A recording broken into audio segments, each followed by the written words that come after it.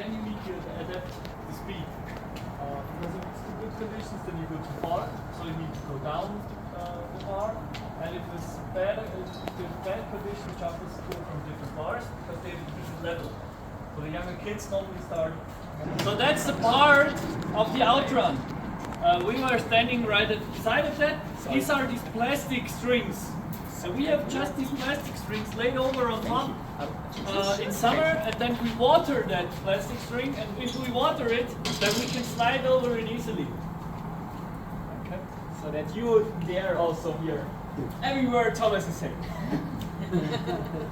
So I don't have to shout anymore. So we just need to water these plastic strings, and then we can slide over it easily in summer.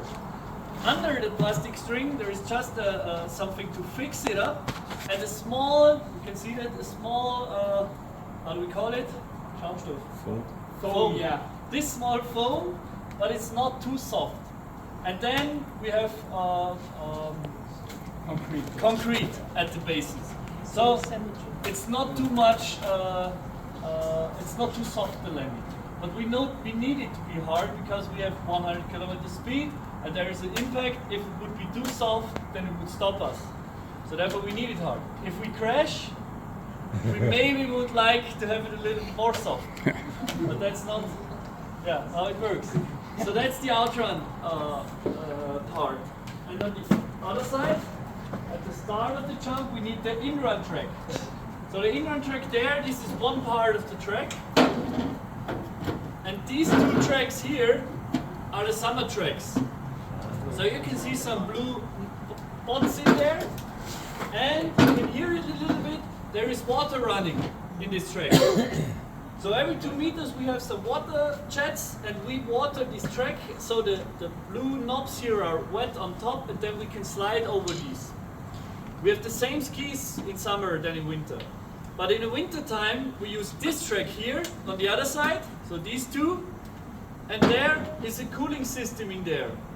So we put snow in there, then we turn on the cooling system, we freeze it down to minus 15 degrees, then we have complete ice here. And with this device there, this is an ice cutter, we go over the track to cut it completely flat out, and then we have a complete ice track in there for the winter time. Cool. And the ice track is normally a little bit faster than the summer track, because ice is a little bit more slippery. But we have still the same skis and the same equipment in summer and in winter. This is a super fast ice cutter. It goes down 9 meters per minute. Very fast. Hello everybody. This is Martin. Hello Martin. Nice to meet you. Oh, sorry. It's okay. I was going down the track. Yeah. Welcome.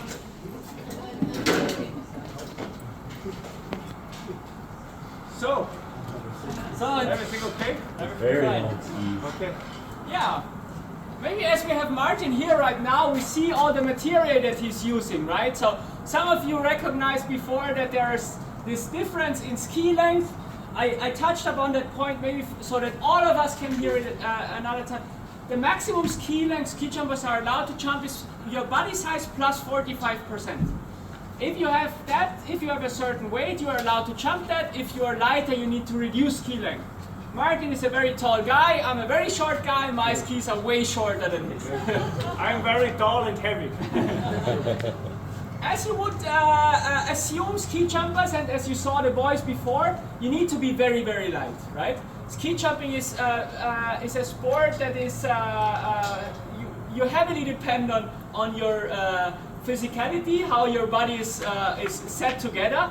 Also genetically, because if you tend to build up muscles very easily, for example, you are going to have difficulties. And we saw many ski jumpers over the years drop out because they didn't bring the right, similar to basketball, right? If you are not tall enough, then you're not going to play in the NBA. And ski jumping is similar. If you're not light enough, no, you're not going to win a World Cup competition.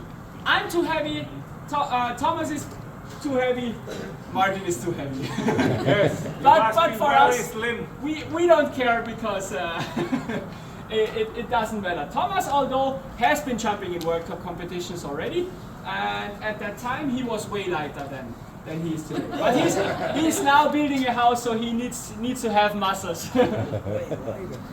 Also, in terms of where you have your muscles, is very important. You want to make sure that you don't carry a lot of weight around with your upper body, because that's a part that you basically don't need for ski jumping.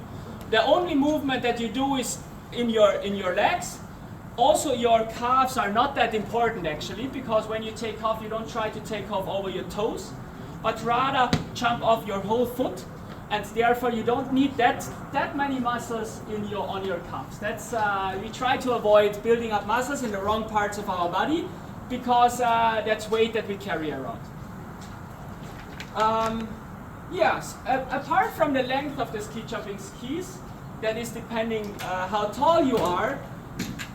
You can also build them in a way that it fits your jumping style. Every ski jumper has kind of a bit of difference in jumping style. That's because every ski jumper has a different length of legs, there are different angles, some have longer femurs than others, and that's changing the way how you transition into the air. You want to make sure that you have a material that supports you and that it's not working against you, right? So what you can adjust during building a ski is the way how stiff it is, the way how flexible it is, how the balance of the ski is. You need to fix the binding at a certain part of the ski, so always 57% of the ski length is in front of your body, in front of your toe. And you can also adjust the balance, which determines how fast the ski is coming to your body after the takeoff. You want to make sure that the ski gets to you and it's not falling down, because what happens is you turn over and you crash. That's very bad and that hurts a lot. But you also want to make sure that the ski is not coming to your body too fast, because if it has this position, it breaks you, right? You lose speed. That's what you don't want to have. So ski jumping is always this small edge where you try to take off and let the ski go out of the takeoff as flat as possible. And you can adjust that also in the way how you build the ski. Apart from skis, we have ski jumping boots. Ski jumping boots are special, similar to alpine skiing boots on the back part. They are stiff, that's important for landing. To the front, we are very, very flexible, because we want to be we have a lot of flexibility in the air with steering the skis, but also in the inrun track position, right? You want to get your legs, and you want to have like a kind of very, very deep inrun track position to have a long way to take off. We have a ski jumping suit that is basically just made out of a 5mm thick foam. You want to have a suit that is big in certain parts. For example, here in this crotch, you want to have a lot of surface, because that is what lifts you in the air. On other parts of the suit, around your shoulders, for example, you don't want the suit to be too big. What a model. You don't want the suit to be too big, because that's where you lose speed at the takeoff. Although we have to say we are not allowed to just build and set together a suit as we want. It needs to fit our body size. We get controlled every time before the jump in competition. There is a controlling area around here where the International Ski Federation looks at your suit and says, okay, that is okay, that is within the regulations, it's not too big, and you're allowed to jump that. Yeah. Perfect.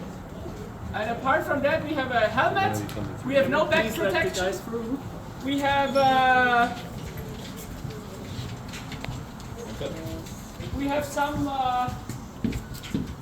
something that we wear underneath, but that's also regulated. So we are not allowed to use onesies. We need to take two parts in terms of our underwear. No onesies. Thomas, everything okay? Yeah. Okay. Can you see? No. Go over.